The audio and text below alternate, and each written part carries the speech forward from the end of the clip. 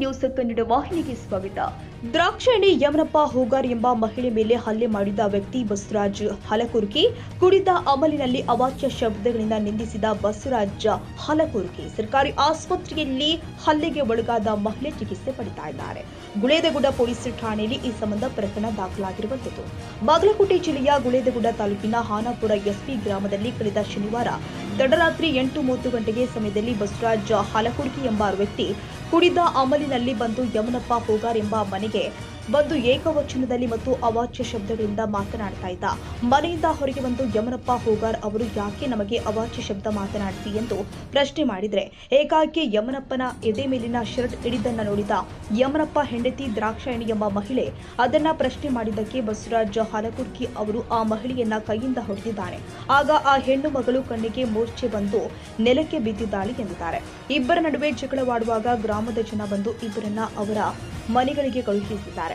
ಬಸವರಾಜ್ ಹಲಕುರ್ಕಿ ಎಂಬ ವ್ಯಕ್ತಿಯು ಸಾರ್ವಜನಿಕ ಕಾರ್ಯಕ್ರಮದಲ್ಲಿ ಗ್ರಾಮ ದೇವತೆ ಜಾತ್ರೆಯಲ್ಲಿ ಮತ್ತು ಮೊಹರಂ ಹಬ್ಬ ಆಚರಣೆಯಲ್ಲಿ ಬಂದು ಕುಡಿದ ಅಮಲಿನಲ್ಲಿ ಅವಾಚ್ಯ ಶಬ್ದಗಳಿಂದ ಸಾರ್ವಜನಿಕರನ್ನ ನಿಂದಿಸುವುದು, ಕಾರ್ಯಕ್ರಮವನ್ನು ತಡೆಯುವುದು ಮಾಡ್ತಾನೆಂದು ಹಣಾಪುರ್ ಎಸ್ಪಿ ಗ್ರಾಮದ ಸಾರ್ವಜನಿಕರು ದೂರಿದ್ದಾರೆ. ಹಲ್ಲೆಗೆ ಒಳಗಾದ ಮಹಿಳೆ ಮತ್ತು ಅವಳ ಪತಿ ಏನು ಹೇಳ್ತಾರೆ ಕೇಳೋಣ ಬನ್ನಿ. ದ್ರಾಕ್ಷಾಯಣಿ ಯಮನಪ್ಪ ಹೂಗಾರ್ ನಾವು ಬಂದೀವ್ರಿ, ನಮ್ಮ ಮನ್ಯಾಗ ಕುಂತಿದ್ದೀವಿ. ನಾವು ಆ ಬಸವರಾಜ್ ಹಲಕುರ್ಕಿ ಬಂದನ್ರಿ. ನಾವು ಒಳಗೆ ಅಡುಗೆ ಮಾಡಾಕತ್ತಿದ್ದೀನಿ ರೀ.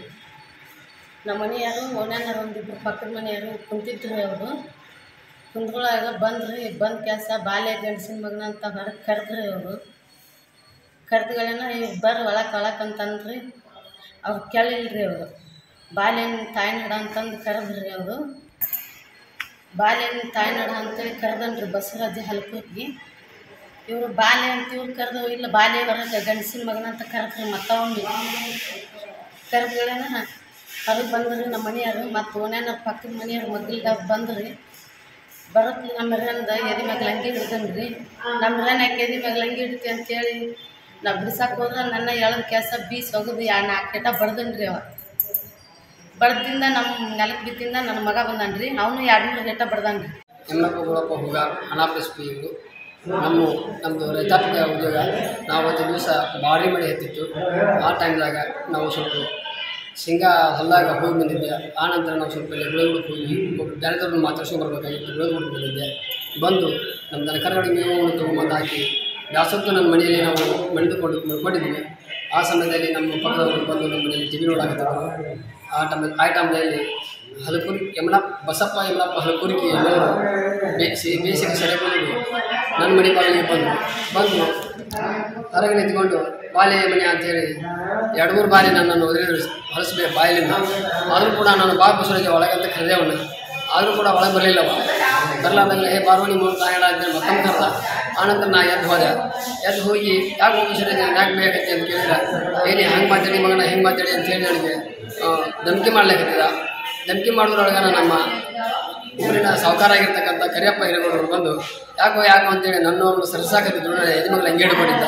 ಅಷ್ಟರೊಳಗಾಗಿ ನಮ್ಮ ಪತ್ನಿಯವರು ಬಂದು ನನ್ನ ಗಂಡನ ಕೂಡ ಯಾಕೆ ಬಾಯಿ ಮಾಡ್ತೆ ಅಂತೇಳಿ ಮಾತಾಡಿದ್ದಕ್ಕೆ ಅವಳನ್ನು ಚೆಂದಗಡ್ಡಿಗೆ ಬಡಿದು ಕೈ ಬಿಟ್ಟು ಸರಿದ್ಬಿಟ್ಟ. ಸರಿಗಂಡು ನಮ್ಮ ಹೆಣ್ಮಕ್ಳಿಗೆ ಮೂರ್ಚು ಬಂದು ನೆಲಕ್ಕೆ ಬಿದ್ದರು. ಆನಂತರ ಅವನ್ನ ನಮ್ಮ ಸಾಹುಕಾರ ಆ ಕಡೆ ಸರಿಸಿದ್ರು. ನಮ್ಮ ಈ ಕಡೆ ಸರಿಸಿರುವಾಗ ನನ್ನ ಮಗ ಬಂದು ನಮ್ಮ ತಾಯಿಗೆ ಹಾಕ್ಬಿಡ್ತು ಅಂತ ಕೇಳಿದಾಗ ಅವ ಬಂದು ನಮ್ಮ ಮಗನಿಗೆ ಒಂದು 2-3 ಹಿಟ ಬಡ್ದು ಕೂಡ ಮತ್ತು ಜನರು ಮತ್ತೆ ಗೊಳೆ ಆಗಿಬಿಟ್ರು. ಗೊಳೆ ಆಗಿ ಮತ್ತು ಮಂದಿ ಆ ಕಡೆ ಈ ಕಡೆ ಹೇಳಕತ್ತಿದ್ರು. ಹೇಳಿದ್ರಾಗ ನಮ್ಮ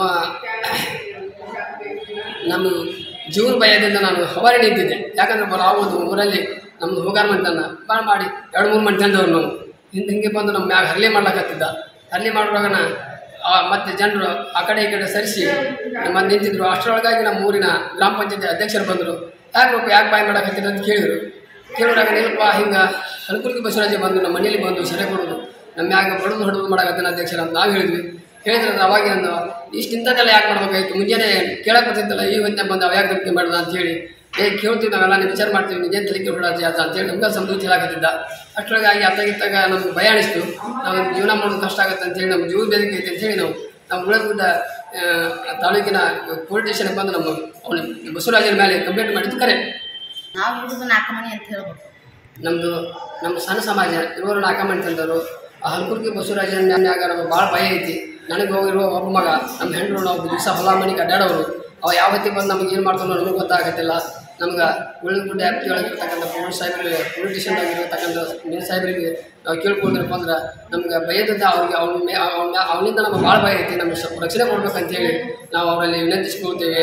ಯಾಕಪ್ಪ ಅಂದ್ರೆ ನಮ್ಗೆ ನಾವು ಒಬ್ಬಟ್ಟಿಗರು, ನಾವು ರೈತಾಪಿ ಕೆಲಸ ಮಾಡೋರು, ನಾವು ಹಳೆಯಲ್ಲಿ ಹೊಲಕ ಮನೆಗೆ ಹೋಗೋರು ಬರೋರು, ಅದಕ್ಕೆ ನಮ್ಗೆ ಭಾಳ ನೋವಾಗ್ಯದ. ನನಗಿರುವ ಒಬ್ಬ ಮಗ ಅವ 10ಕ್ಕೆ ಶಾಲೆಗೆ ಹೋಗವ, ಅಲ್ಲಿ ಹೋಗಿ ಅವ್ನು ಏನ್ಕಿನ ಮಾಡಿ ನನಗೆ ಭಾಳ ಭಯ ಐತೆ ನನಗೆ. ಮತ್ತು ನಮ್ಮ ಹೆಣ್ಮಕ್ಳು ಒಬ್ಬಂಡಿಯರು ಅಲ್ಲಿ ಹೊಲಕ ಮನೆಗೆ ಕಳ್ಸೋ ನಾನು ಸಣ್ಣ ಸಂಸಾರದ ಬಡವ, ಊರಾಗ ಬಂದು ಯಾರು ಕೇಳಿದ್ರು ಹೇಳ್ಬೋದು ನಿಮ್ಗೆ ನನ್ನ ಪರಿಸ್ಥಿತಿ ಹೆಂಗೈತೆ ಅಂತೇಳಿ.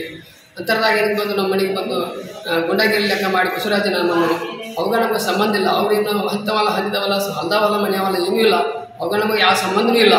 ಅಂತರದಾಗ ಯಾರು ಮಾತು ಕೇಳಿ ಬಂದು ಮಾಡ್ಯಾನೋ ಏನೋ ಗೊತ್ತಿಲ್ಲ. ಹೀಗಾಗಿ ನಮಗೆ ಭಾಳ ನನಗೆ ತ್ರಾಸು ನೋವಾಗಿ ನಮ್ಗೆ ಮನೆ ಬಿಟ್ಟು ಹೋಗುವಂಥ ಪರಿಸ್ಥಿತಿಯಲ್ಲಿ ಇದ್ದೀವಿ ನಾವು ಈಗ. ಅದಕ್ಕೆ ನಮ್ಗೆ ಏನೋ ಮಾಡಿ ಬಸವರಾಜನಿಂದ ನಮಗೆ ಯಾವುದೋ ತಾಪತ್ರ ಆಲಾರ್ದಂಗೆ ನೋಡ್ಕೋಬೇಕಂತೇಳಿ ನಮ್ಮ ಗುಳಿ ಆಗ್ತೇಳಿ ಬರ್ತಕ್ಕಂಥ ಜೀವನದಾಗ ಭಾಳ ಭಯ ಐತಿ. ನಮ್ಗೆ ಏನ್ಕಿನಾರ ನಮ್ಮ ಮಗಗಾತು, ನಮ್ಮ ಹೆಂಡರಿಗಾತು, ನನಗಾತು ಏನಾರಾದರೂ ಕೂಡ ಬಸವರಾಜ್ ಹಲ್ಕೂರ್ನೇ ಕಾರಣ ಅಂತೇಳಿ ಅವನಿಂದ ಇರ್ತಕ್ಕಂಥ 4 ಮಂದಿ ಯುವಕರಿಗೂ ಅವರ ಕಾರಣ ತಿಳ್ಕೊಂಡು ನಾವು ಹೇಳಕ್ಕೆ ಬಯಸಾಕತ್ತೀನಿ.